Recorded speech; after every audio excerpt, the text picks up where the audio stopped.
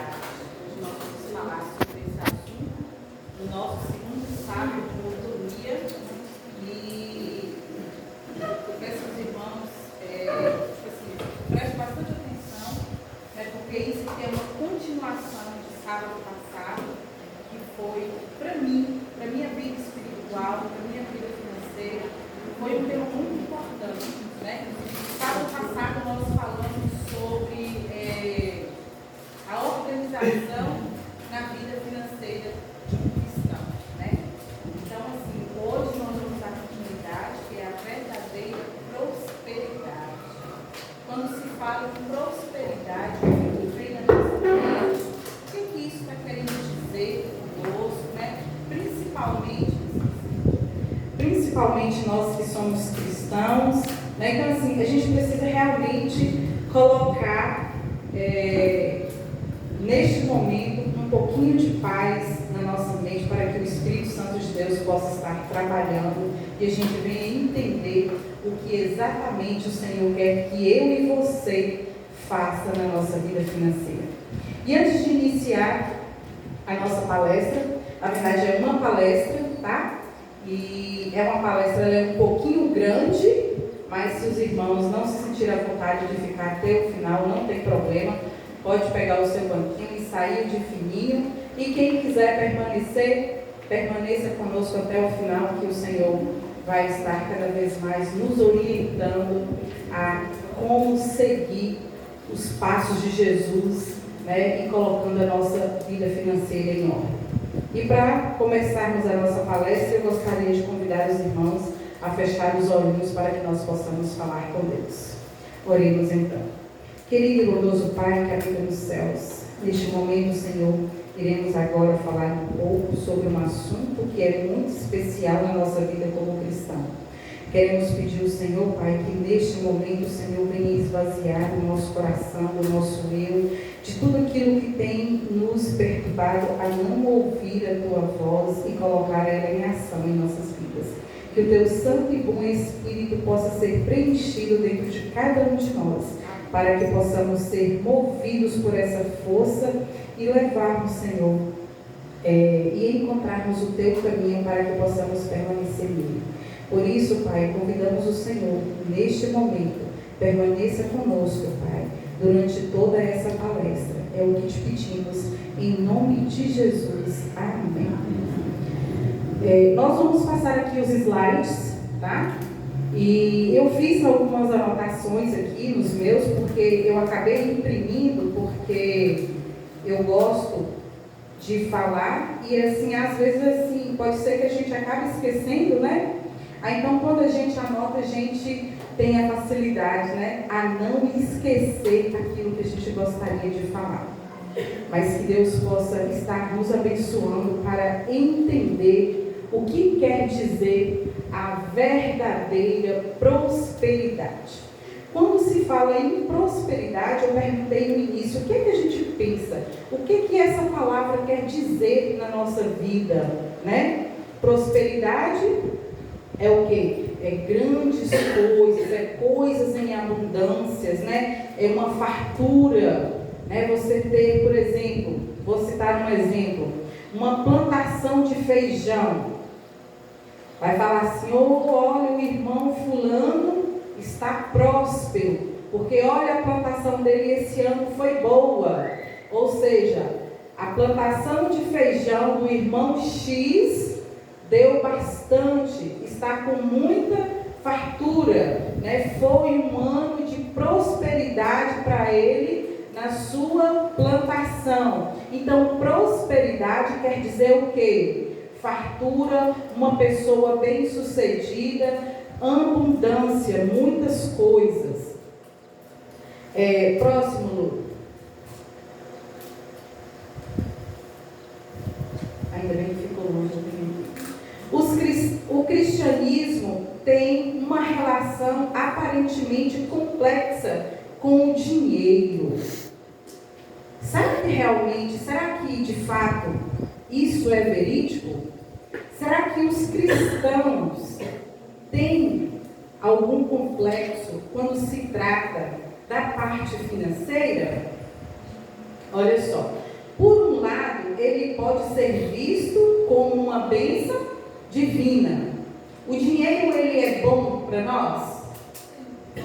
Ele é bom, não é? Mas, por outro lado, né, a abnegação e a modéstia são requeridas dos cristãos. Vocês acreditam nisso? Abnegação quer dizer o quê?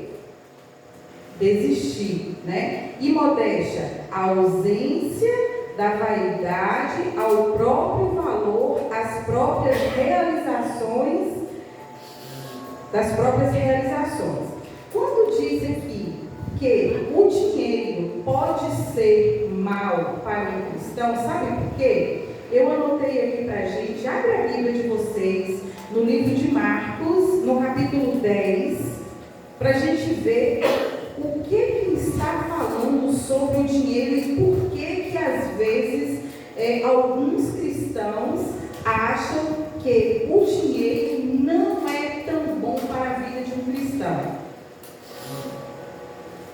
Abriram? Amém? Alguém pode ler para mim, por favor? É 10 pontos. 10, 17 ao 22. E pondo-se Jesus a caminho, correu um homem ao seu encontro e, ajoelhando-se, perguntou-lhe. É o 17 ao 22. É esse mesmo. É 10, 17. É que cada dia tem uma versão diferente. Respondeu-lhe Jesus, por que me chamas bom? Por que me chamas bom? Ninguém é bom senão um, que é Deus. Sabes os mandamentos? Não matarás, não adulterarás, não furtarás, não dirás falso testemunho, não desfraudarás ninguém, honra a teu pai e a tua mãe. Então ele respondeu, mestre, tudo isso tenho observado desde a minha juventude. E Jesus, ficando, o amou e disse, só uma coisa te falta, vai, vende tudo que tens, dá aos pobres e terás um tesouro no céu. Então, vem e segue-me. Ele, porém, contrariado com essa palavra, retirou-se triste, porque era dono de muitas propriedades. Está vendo por que a gente diz que para alguns cristãos abnegação e modéstia são requeridas? Porque aqui nesse verso nós lemos o quê? A história do jovem rico. Ele se dizia estar preparado para a sua salvação, para seguir Jesus. Ele queria estar com Jesus. Só que Jesus disse o que para ele? Ele era um jovem muito rico e Jesus disse assim para ele, tudo que você tens, tu pegues e vende e compartilha com o próximo. Dê para os pobres. Não foi assim que Jesus mandou ele fazer? E o que ele fez? Ele partiu tudo o que ele tinha e saiu devolvendo para aquelas pessoas que não tinham nada e seguiu Jesus? Voltou tristemente, né? Ele voltou triste. Nesse ponto de vista aqui, como cristão, nós podemos dizer que o dinheiro é uma coisa maligna. Por quê? Ele não soube usar tudo o que ele tinha em favor de Cristo. Lá no provérbio diz que é a raiz de todo mal, né? Não é? Então, quando você é rico, quando você tem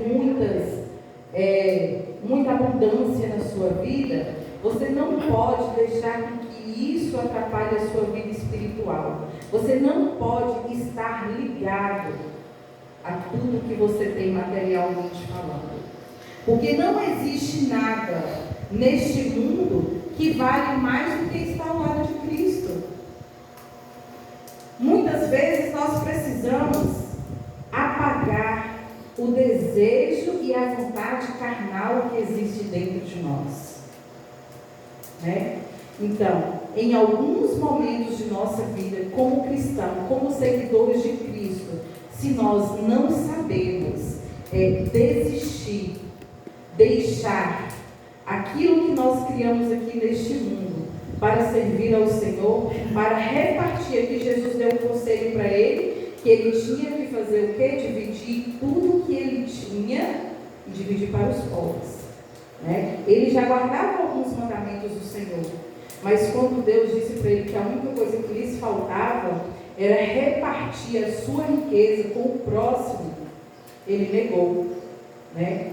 Ele não se sentiu à vontade para fazer isso. Ou seja, quem mandava mais dentro dele?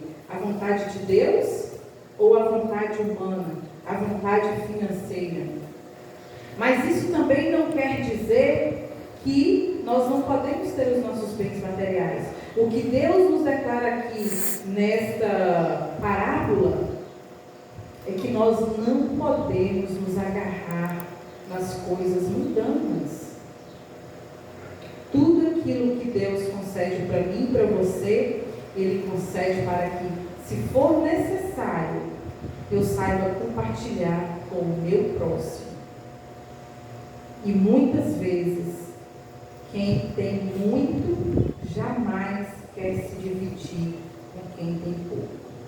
Né? Então é por isso que em alguns momentos, para o cristianismo, quem tem muitas coisas, né, tem essa dificuldade de se desgarrar. Próximo.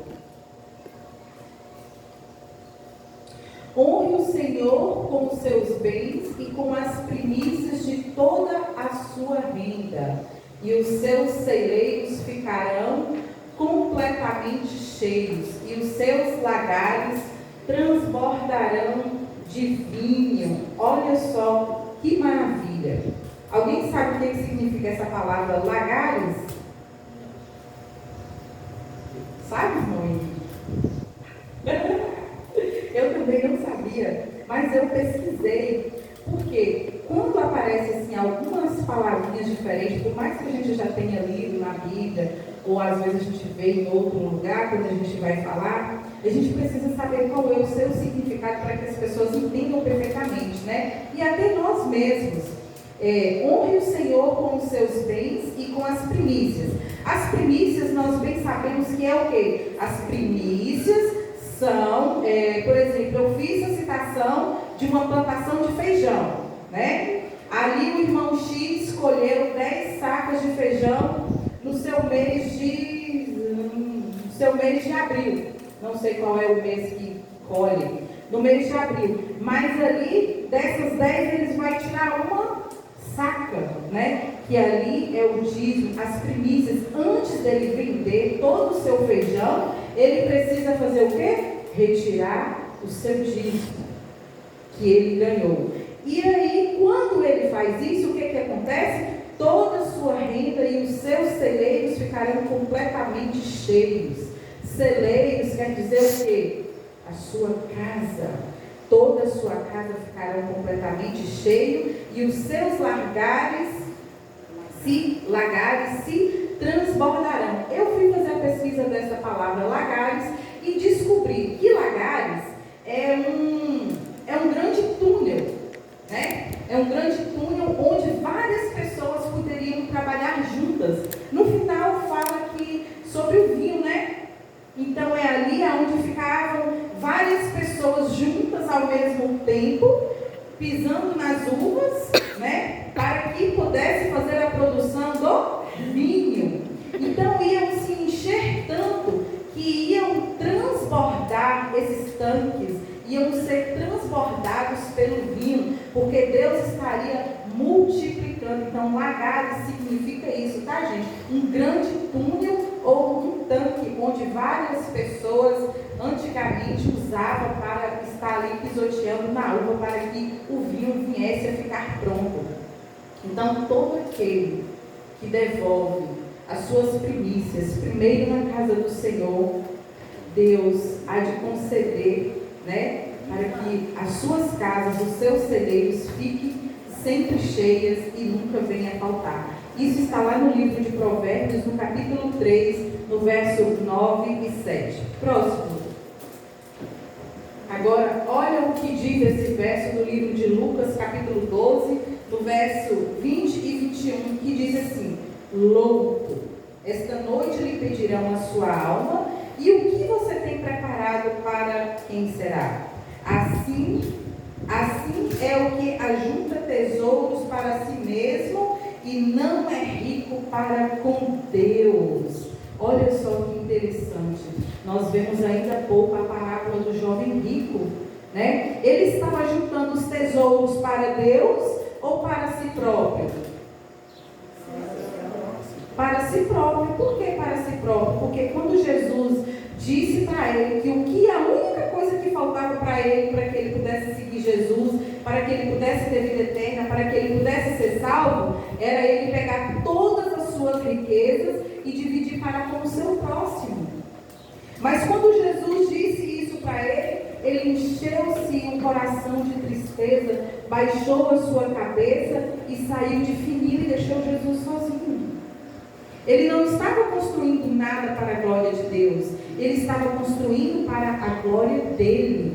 E muitas vezes nós fazemos isso em nossas vidas, porque nós enchemos de coisas no mundo, enchemos de coisas que nós achamos que é importante para nós e esquecemos de nos encher do Espírito Santo. Outro dia eu vi um pastor, como é que ele chama, gente? Esqueci. Eu ouvi um pastor dizer bem assim: a gente vive pedindo, Senhor, me encha com teu Espírito Santo. Eu preciso ser cheio do Espírito Santo. É tanto que hoje, toda vez que eu vou orar, eu falo essa oração com Deus: Senhor, esvazia o meu eu. Porque o meu eu está cheio de mentira, o meu eu está cheio de inveja, o meu eu está cheio de crueldade, de maldade, está cheio de coisas ruins. Quando você pede ao Senhor para esvaziar o seu ser de todas essas coisas que o mundo coloca em você, aí você vai e diz: agora me encha com o teu Espírito Santo. Porque se você pede ao Senhor para encher do Espírito Santo de Deus e não pede para que Ele te esvazie das coisas ruins do mundo, como o Espírito Santo vai entrar dentro de você? Não tem como isso acontecer. Então nós precisamos pedir a Deus para nos esvaziar do nosso eu, das mentiras que nós contamos, de tudo aquilo que nos afasta de Deus, para que o Espírito Santo de Deus possa entrar em nós e estarmos cheios. Aí sim, quando nós nos enchemos da presença de Deus em nossas vidas, nós vamos conseguir fazer o quê? Nós vamos conseguir viver para Deus. Nós vamos conseguir mostrar que a nossa vida ela está completamente ligada ao nosso Senhor Jesus Cristo. Jesus reprova a avareza, e esse jovem rico estava com o seu coração cheio de avareza. Aqui Jesus propôs uma parábola para nos dizer que nada pode satisfazer a nossa alma, pois ela só se satisfaz com a presença de Deus. A nossa alma não consegue se satisfazer com o melhor carro, não consegue se satisfazer com a melhor casa, com o melhor tesouro terreno. Não tem como, não existe como. A nossa alma, ela só consegue se satisfazer quando nós estamos na presença de Deus. Vocês já viram contar que a nossa igreja conta vários testemunhos de pessoas, de pastores contando que vai visitar pessoas importantes, digamos assim, né? Empresários, grandes empresários. E esses empresários dizem assim: mas eu tenho tudo, pastor. Eu tenho a melhor casa, o melhor apartamento, a minha empresa é bem sucedida, eu tenho uma família linda, tenho uma esposa maravilhosa, linda, perfeita, tenho filhos perfeitos, tenho muito dinheiro, viajo de avião a hora que eu quero, vou aonde que eu quero, mas eu sinto um vazio dentro de mim. Por que ele se sente um vazio dentro dele? Porque a riqueza que ele está construindo não está sendo para a glória de Deus, mas sim para a glória dele. E quando Deus pede para que ele tire aquilo do seu coração, ele não consegue, porque ele faz como o jovem rico. Ele prefere deixar de buscar a Cristo, de preencher o seu coração com a presença de Deus, do que deixar os seus bens materiais de lado. E é assim que o mundo está vivendo. Estão se enchendo o seu coração de avareza. Observe que a nossa cidade é um exemplo disso em alguns pontos, mas como que eu posso dizer isso? Sabe por quê? Porque a gente, nós seres humanos, nós não contentamos com apenas o trabalho. Nós não importamos se tem alguém lá fora que está precisando de um trabalho, mas eu posso ter 2, 3 trabalhos e se eu tiver mais uma vaguinha para ter mais um trabalho, eu quero mais um trabalho. Porque quanto mais nós ganhamos, mais nós queremos ter. Nós estamos deixando o nosso eu encher com avareza. E essa avareza, ela simplesmente vai nos afastar de Cristo. Próximo.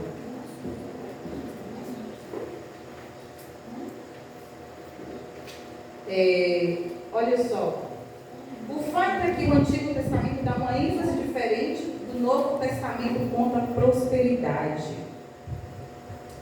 Próximo. Prosperidade. Primeiro aponta para as conquistas de Deus no Antigo Testamento. Esse primeiro apontamento, eu coloquei aqui Provérbios, o primeiro verso que nós lemos. Provérbios, capítulo 3, no verso 9 a 10. Honre o Senhor com teus bens e com as primícias, que as suas casas, que os seus celeiros ficarão cheios. Então, no Antigo Testamento, isso nos ensina dessa forma. Agora, olha já no segundo, no Novo Testamento. Segundo aponta para o sacrifício de amor que ele nos demonstrou. Que é aqui onde nós acabamos de ler, né? O jovem rico. Também tem na passagem no livro de Lucas, no capítulo 12, só que nós lemos no Evangelho de Marcos, né? Lucas 12, 20 e 21, que aponta para o amor de Cristo. Ele não quis de forma alguma abandonar todas as suas riquezas para seguir Jesus. Por quê? Nós colocamos tudo que nós construímos aqui na terra mais importante do que para com o amor de Deus. E nós não podemos fazer isso. Próximo. Por que é importante ter dinheiro? Por que você acha que é tão importante que você tenha dinheiro? O dinheiro que esse jovem rico construiu, foi Deus que permitiu ele possuir esse dinheiro ou não? Sim. Mas esse dinheiro tinha um propósito. Tinha tanto que Deus deu para ele a solução para a salvação da vida eterna dele. Deu ou não deu? Vamos lá então. Próximo.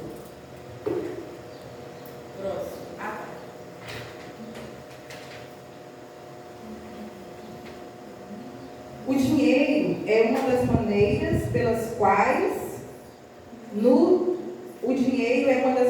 pelas quais nos relacionamos. Ele é um sistema de troca. Em si mesmo, ele não é bom ou mau. Tudo depende da maneira como nós lidamos com ele. Ao mesmo tempo que o dinheiro é tão bom e tão importante para a minha vida, mas para que ele seja bom, eu preciso saber como lidar com ele. O jovem rico, volta a falar sobre o jovem rico. Vou sempre citar o jovem rico, tá, irmãos? O jovem rico, ele não soube lidar com o dinheiro que o Senhor havia dado para ele. Naquele momento, o dinheiro que ele tinha, toda aquela sua riqueza, se tornou em uma grande maldição na vida dele. Porque ele não teve compaixão dos humildes, dos pobres. Mas, próximo. Mas, em algumas circunstâncias de nossas vidas, o dinheiro é muito importante. Qual a visão do dinheiro para o cristianismo? Olha só qual é a visão. Em qual momento que o dinheiro é tão importante para a vida de um cristão. Jesus ensinou que dar é a essência do reino de Deus. É preciso socorrer os necessitados e lembrar da palavra do próprio Senhor Jesus. Mas bem-aventurado é dar do que receber. Uau! Mas bem-aventurado é dar do que receber. Jesus disse isso. E é tão verídico porque Jesus mandou que o jovem rico dividisse tudo que ele tinha e distribuísse para as pessoas pobres. Jesus permitiu que aquele jovem construísse toda aquela riqueza, porque Jesus sabia que na frente haveriam pessoas que precisavam daquele dinheiro, e aí então Jesus ia pedir. Mas o coração daquele jovem, o coração do homem, estava impregnado pela avareza. Quando Jesus diz que é bom você dar, que é melhor você dar do que você receber, porque você, ser humano, está doando, e você tem um Deus que é maior do que tudo, que pode dar tudo para você. Você doa para o ser humano e você recebe de Deus. Muitas vezes nós fazemos o contrário disso. Nós só estamos sempre querendo receber do ser humano e nunca receber de Deus, porque nós não somos doadores desprendidos. Se nós vamos fazer a doação de uma cesta básica, o nosso pastor sempre fala aqui na nossa igreja, os irmãos são testemunhas disso. Ele detesta pedir 1 quilo de arroz, 1 quilo de feijão, porque ele fala que nós, como cristãos, não devemos doar 1 quilo de arroz, nós temos que doar uma cesta básica completa. E se eu e você parar para pensar nessa hipótese, é verdade. Se eu doar uma cesta básica para o meu próximo, eu já vou logo fazendo as contas. Então eu vou ter de comprar só, eu compro 5 quilos de arroz para eu passar o mês em casa. Então eu vou ter de comprar mais. E se eu dou só 1 quilo, eu compro só 1 quilinho a mais. É praticamente insignificante. Por quê? Porque eu não confio nas promessas de Deus. Eu não confio quando Deus fala assim, de que é melhor eu dar do que eu receber. Eu posso não receber do homem, mas eu recebo de Deus. Quando eu dou para alguém que está necessitado. Quando eu dou e não faço a matemática para mim. Mas essa matemática, ela automaticamente, ela está sendo feita, lá no céu.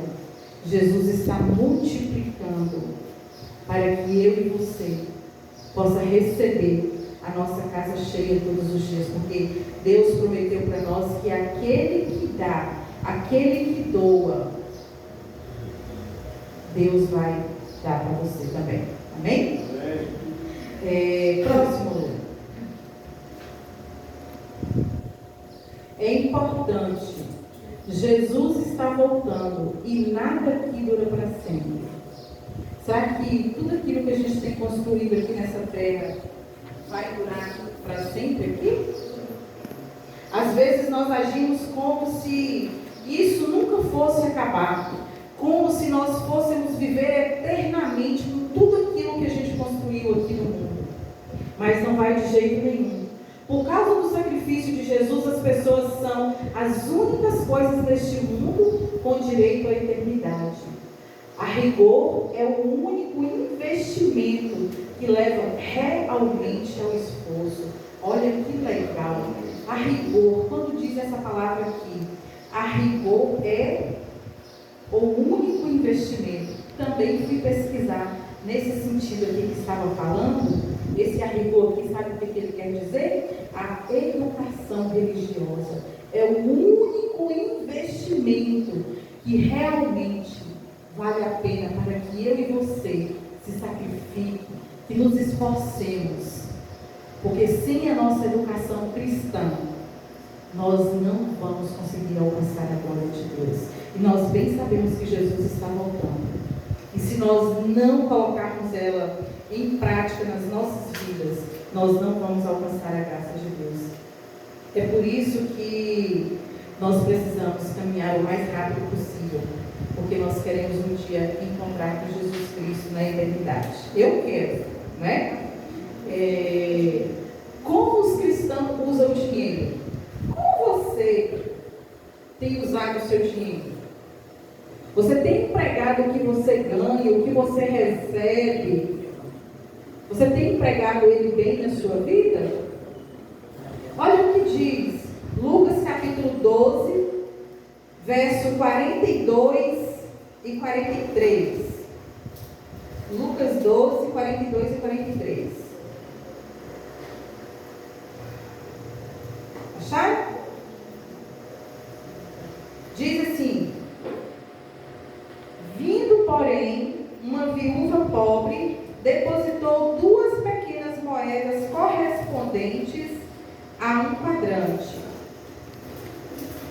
E, chamando os seus discípulos, disse-lhes: em verdade vos digo que esta viúva pobre depositou no gasofilócio mais do que os que fizeram todas as ofertas. Será que nós estamos sendo como essa viúva pobre aqui? Ou como aquele jovem rico? A viúva pobre, irmãos, ela tinha as moedinhas mais pequenas. Vamos? Lucas capítulo 12, verso 42 e 43. Li? Leia o seu. Disse o Senhor: quem é, pois, o mordomo fiel e prudente, a quem o Senhor confiará os seus conservos para dar sustento a seu tempo? Bem-aventurado aquele servo a quem seu Senhor vier e achar fazendo assim. Verdade, desculpa. Eu estava lendo Marcos. Verdade, gente. Mas vou continuar dando exemplo aqui da viúva pobre. A viúva pobre, naquela época, quando se depositava o dinheiro, vamos dizer que era um objeto tipo esse aqui que, tá vendo? Ele faz barulho. Quando as ofertas caíam ali dentro, quando as ofertas eram pequenas, por exemplo, quando era uma moeda de 10 centavos, o barulho era um barulho fraquinho. Quando caía uma moeda de R$1, é bem maior do que uma de 10 centavos, não é? O barulho era estrondoso, era mais bonito, era mais fino, era mais elegante. Ou seja, quem depositava essas moedas maiores eram as pessoas mais ricas. E quem depositava as menorzinhas era quem não tinha nada. Aqui a Bíblia conta a história de uma mulher, de uma viúva que tinha bem pouquinho. Mas quando ela se levantou para ir colocar sua oferta no ofertório, ela se levantou com muito amor, com muito carinho, com muita satisfação. E ao cair ali dentro, todo mundo já sabia como que ela estava jogando ali dentro. Mas a Bíblia relata que aqueles que colocaram as suas moedas, as pessoas com uma condição financeira melhor, colocou as suas moedas ali para fazer aquele barulho mais chamativo, mais bonito, para demonstrar que eles tinham mais dinheiro do que aquela viúva. Eles não colocaram de todo o seu coração. Eles não colocaram como se eles estivessem colocando para Cristo, mas sim para se auto-engrandecer, para mostrar que eles tinham mais do que a viúva. Só que teve, para Cristo, Deus viu totalmente diferente, porque a viúva deu tudo que ela tinha. E as pessoas que colocaram ali para que aquele barulho fosse mais bonito, os que tinham uma condição financeira melhor, eram para si mesmo, para se exaltar, né? Voltando aqui no verso que eu li errado, Lucas 12, 42 e 43, que foi aí o que Lu leu, deixa eu ler de novo aqui. O Senhor respondeu: quem é, pois, o mordomo fiel e prudente, a quem o Senhor deixará encarregado dos demais servos da casa para lhes dar o sustento no devido tempo? Bem-aventurado aquele servo a quem o seu Senhor, quando vier, achar-se fazendo assim. Amém? Olha que interessante. Quando nós cuidamos dos tesouros do céu, que é a nossa vida espiritual, quando nós trabalhamos para Cristo, quando nós somos fiéis a Deus nos nossos dízimos, nas nossas ofertas, no nosso tempo, que tempo nós temos que dizimar o nosso tempo para Deus, quando nós somos fiéis a isso, e Jesus voltar e nos encontrar desta forma, nós temos a certeza de que Deus vai se alegrar. Agora, que triste vai ser aquele que estiver cuidando das suas próprias coisas, dos seus próprios interesses. Esses sim não vão poder herdar o reino dos céus, né? Prosperidade não é ganhar sem nunca doar. O cristão vê o dinheiro como um meio de servir e compartilhar. Olha que legal. Por isso que Jesus mandou aquele jovem rico compartilhar tudo o que ele tinha, né? O mordomo sábio administra bem as finanças para que Deus o multiplique. A confiança do cristão nunca é depositada no dinheiro, mas sempre em Deus. Primeiro o reino.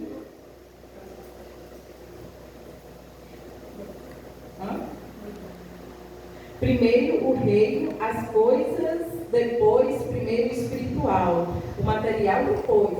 Quem acrescenta as outras coisas? O rei do reino. Mateus 6:33. Primeiro nós devemos cuidar de quê? Da nossa vida espiritual. Quando nós cuidamos da nossa vida espiritual, o material vem depois. Mas hoje nós estamos fazendo assim ou o contrário? Nós estamos cuidando dos nossos bens materiais para depois nós cuidarmos da nossa vida espiritual, não é verdade? E quando nós colocamos em primeiro lugar Deus em nossas vidas, tudo será acrescentado. E quando Deus diz lá em Mateus 6,36, buscar em primeiro lugar os reinos do céu e as outras coisas vos serão acrescentadas, é porque primeiro, se você tem a sua vida espiritual, quando você levanta, faz o estudo da sua lição, que você se enche com o Espírito Santo de Deus na sua vida, você tem a certeza de que Deus vai acrescentar as outras coisas em nossas vidas. Prosperidade necessária.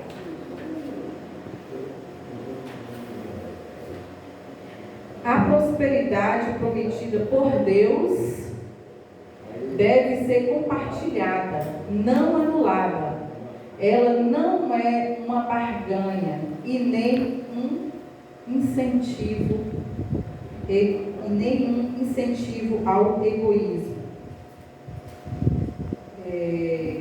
Nós vimos aqui de novo, irmãos, na parábola do jovem rico, Marcos 10, versos 17 a 22, que o jovem rico, Deus pediu para que ele compartilhasse. E ele não compartilhou. Mas por que toda hora você está repetindo? Porque nós precisamos toda hora ouvir que nós também não estamos compartilhando tudo aquilo que Deus nos deu. Nós só conseguimos compartilhar algumas migalhas do que nós temos. Alguns nem as migalhas conseguem compartilhar do que Deus deu. E nós precisamos lembrar de que quando Deus manda com que eu e você compartilha, nós temos que dar o melhor que nós temos. Nós não podemos dar apenas aquilo que nós queremos. Se Deus me deu, eu preciso compartilhar. E nós temos uma dificuldade enorme em fazer isso, sabe por quê? Não estou falando de vocês não, estou falando de mim mesma, tá? Foi para mim que Deus, sábado passado eu falei lá na igreja de Serra que para mim foi um desafio muito grande falar sobre mordomia, porque mordomia ela mexe com toda a nossa estrutura física, espiritual e financeira, né? E às vezes a gente não consegue ser exemplo nessa parte. A gente tem muita dificuldade. E o exemplo maior de tudo isso é, como eu disse aqui na hora do anúncio da cesta básica para o Natal, para a gente poder arrecadar.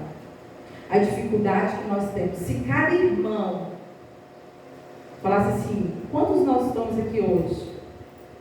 Alguém quiser contar e falar depois para mim, por favor? Se cada um fizesse o compromisso de comprar uma cesta básica para a gente juntar com o que a gente ganhou, não seria legal? Não seria interessante? Seria muito interessante, né?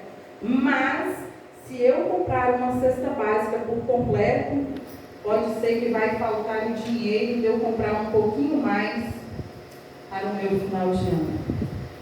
Então, Jesus quer que a riqueza que Ele deu hoje para você, que você possa compartilhar com os outros, para que você não se torne um cristão egoísta, para que você não venha de forma alguma usar aquilo que Deus deu somente para você.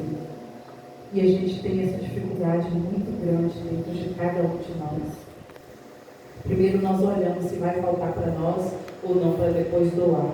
Ou então, vou comprar aquilo que me convém, aquilo que é diferente do que eu como. Se eu for doar algo para alguém, eu só dou aquilo que eu compro na minha casa. Eu não compro indiferente que é mais barato. Eu compro exatamente o que eu compro. Porque se eu não compro aquilo para mim comer, como que eu vou doar para o próximo? Como que eu vou doar para o meu irmão? A prosperidade necessária. Alguns terão 100 vezes tanto nesta vida e no mundo vindouro, a vida eterna.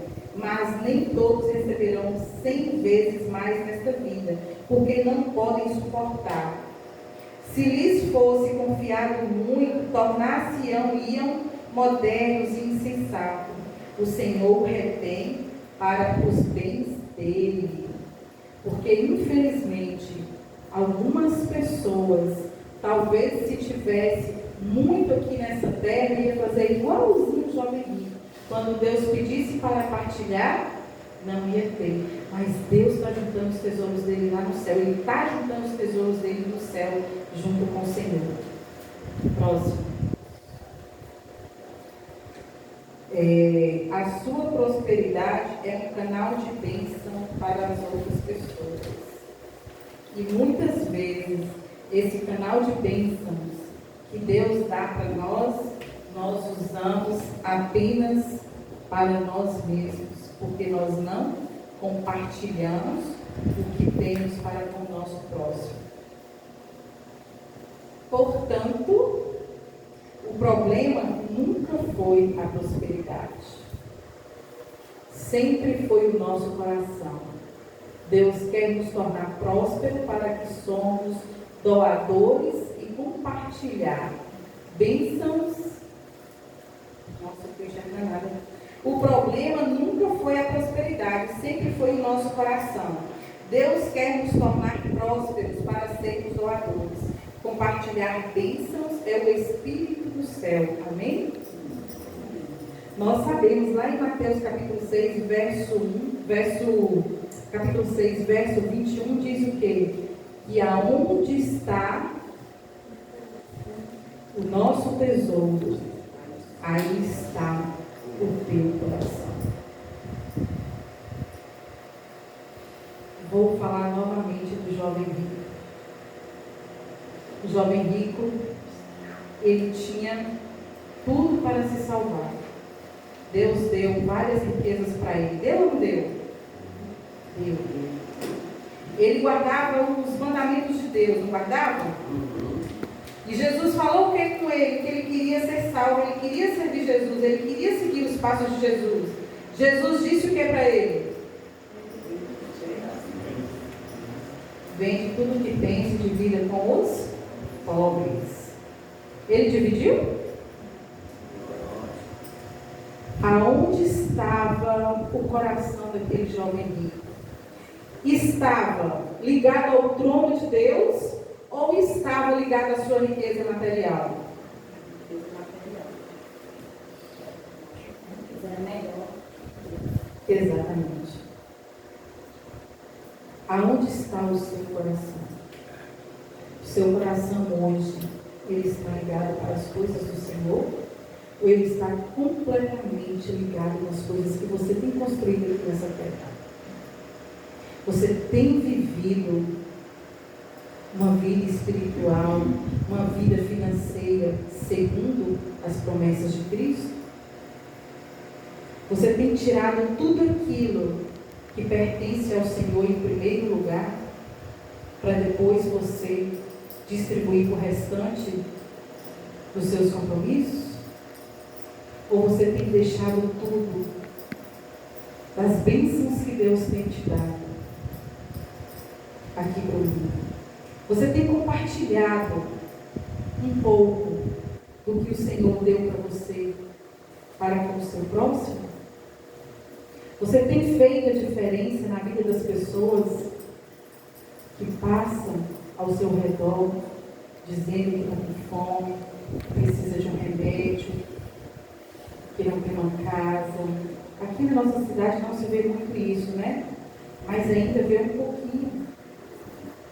Como você tem demonstrado para Cristo, para você mesmo, que o seu coração não está ligado naquilo que Deus te deu, e sim no trono dos céus? O que você tem feito para que você possa tirar isso de dentro de você? Você tem pedido a ajuda do Senhor? Porque eu vou falar para vocês aqui, eu não consigo fazer isso sozinha.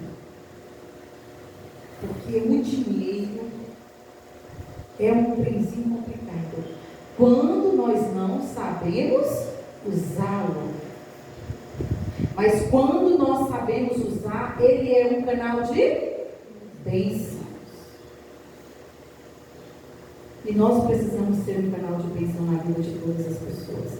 Não só dentro da igreja, não só dentro da nossa família, mas em todos os lugares por onde nós passarmos. Nós precisamos ser exemplo, nós precisamos mostrar para Deus que nós estamos sim cumprindo a nossa missão. Para que, se Jesus chegar aqui hoje e dizer assim: filhinhos amados, tudo que vocês construíram hoje, até hoje na sua vida, distribua tudo para aquelas pessoas que não têm teto, que estão passando fome, e vêm atrás de mim. Mas eu não tenho casa aqui na terra, eu não tenho casa, eu não tenho carro, eu não tenho dormida certa. Você seria capaz de largar tudo que você tem? De deixar tudo isso para trás e simplesmente seguir Jesus? Você tinha coragem de fazer isso se Jesus chegasse aqui hoje? Jesus não vai chegar aqui hoje, né, irmãos? Pois é, ele realmente não vai chegar assim como eu estou falando. Mas você precisa, eu e você, precisamos sempre lembrar dessa passagem, desse jovem rico, que tinha tudo, e Jesus pediu para que ele se esvaziasse do mundo. Nós estamos, cada dia que passa, nos enchendo mais das coisas mundanas do que das coisas espirituais. Nós precisamos nos esvaziar, porque quando Jesus voltar nas nuvens do céu, podemos estar aqui, nessa terra, já com um palácio pronto. E se nós olharmos para trás e ver aquele palácio maravilhoso, aquelas casas lindas, aqueles carros maravilhosos, e a gente vê lá o céu todo tremendo, com Jesus voltando com os seus anjos, e a gente olha para trás e fala assim: eu não quero ir para lá não, agora eu vou construir esse tanto de coisa aqui, eu não vou ficar aqui. Você vai perder os céus, porque nós não sabemos nem a hora nem o dia em que ele vai voltar, e nós precisamos estar preparados para nos desgarrarmos das coisas do mundo. Nós precisamos estar prontos para receber a glória que o Senhor tem para com cada um de nós. Que Deus possa nos abençoar, que Deus possa nos dar um restante de sábado na presença do Senhor, que nós possamos ir para os nossos lares agora com esse pensamento: eu não quero ser o jovem rico, eu quero ser a viúva pobre, para que você possa doar tudo que você tem com todo amor e carinho, para que você possa ser aquele mordomo fiel de Cristo, que você cuide do que Deus te deu, mas quando Deus mandar você distribuir, quando Deus te pedir a sua fidelidade, você não ter receio, você não deixar Ele falando sozinho e seguir sem obedecer à voz dele. Que Deus abençoe a cada um de nós nesta manhã.